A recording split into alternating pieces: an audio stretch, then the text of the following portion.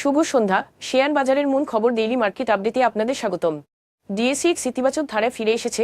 সূচকটি 18.34 পয়েন্ট বা 0.37% বেড়ে 5028 পয়েন্টে স্থির রয়েছে। লেনদেনের পরিমাণ দাঁড়িয়েছে 585 কোটি টাকা, যা আগের কার্যদিবসের তুলনায় 16.75% কম। ফার্মাসিউটিক্যালস খাতে বেক্সিমকো ফার্মা, বিকন ফার্মা ও স্কয়ার ফার্মাসিউটিক্যালস, ব্যাংকিং খাতে প্রাইম ব্যাংক, আল আরাফা ব্যাংক ও ব্র্যাক ব্যাংক এবং ইন্ডাস্ট্রিয়াল খাতের বিএসআরএম ও জিকিউ বলপিন ইন্ডাস্ট্রিজ আজকে বাজারের উত্থানে প্রধান ভূমিকা রেখেছে। সেক্টর ভিত্তিক রিটার্নে টেক্সটাইল খাত সর্বোচ্চ 1.32% বৃদ্ধি পেয়েছে, আর ফার্মাসিউটিক্যালস খাত দ্বিতীয় সর্বোচ্চ 0.61% বৃদ্ধি পেয়েছে। অন্যদিকে মিউচুয়াল ফান্ড খাত আজ সর্বোচ্চ 0.83% পতনের মুখে পড়েছে।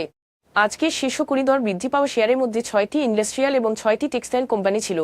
Rahima food corporation, fortune shoes এবং রিনশাইন টেক্সটাইলসের শেয়ারের সর্বোচ্চ দর বৃদ্ধি পেয়েছে। অন্যদিকে peoples leasing and financial services, prime finance and investment এবং ফেয়ারিস ফাইন্যান্স অ্যান্ড ইনভেস্টমেন্ট এর শেয়ারের সর্বোচ্চ দর পতন হয়। এসব শেয়ারের ক্ষেত্রে কোনো মূল্য সংবেদনশীল তথ্য প্রকাশ পাওয়া যায়নি। গত 3 মাসের গড়ের তুলনায় নুরানি ডাইং অ্যান্ড সোয়েটার, অ্যাপোলো ইস্পাত কমপ্লেক্স এবং রিনশাইন টেক্সটাইলসের লেনদেনের পরিমাণ উল্লেখযোগ্যভাবে বৃদ্ধি পেয়েছে। তবে এই লেনদেন বৃদ্ধির পেছনে স্বাভাবিক কোনো কারণ প্রকাশ করা হয়নি। আজকের শীর্ষ দুটি সংবাদ এশীয় উন্নয়ন ব্যাংক এডিবি তাদের জ্বালানি নীতিতে সংশোধনের অনুমোদন করেছে, যা সদস্য দেশগুলোর মধ্যে জ্বালানি প্রাপ্তিতে সহজলভ্যতা বৃদ্ধি এবং জ্বালানি নিরাপত্তা জোরদার করার প্রতি তাদের গুরুত্বকে আরও সুদৃঢ় করে।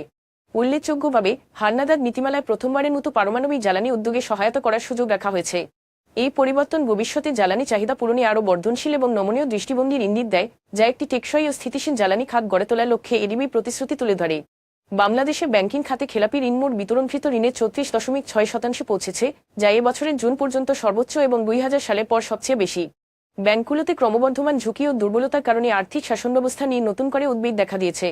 বাংলাদেশ ব্যাংকের সাম্প্রতিক ত্রৈমাসিক প্রতিবেদনে দেখা যায়, চলতি বছরের মার্চে অনাদায়ী ঋণের হার ছিল 24.6%, যা গত বছরের জুনে 12.2% থেকে দ্রুত বেড়েছে। এই উদ্বেগজনক ধারা ব্যাংকিং খাতে স্থিতিশীলতা ফিরিয়ে আনতে কাঠামোগত সংস্কারের গুরুত্বকে তুলে ধরে।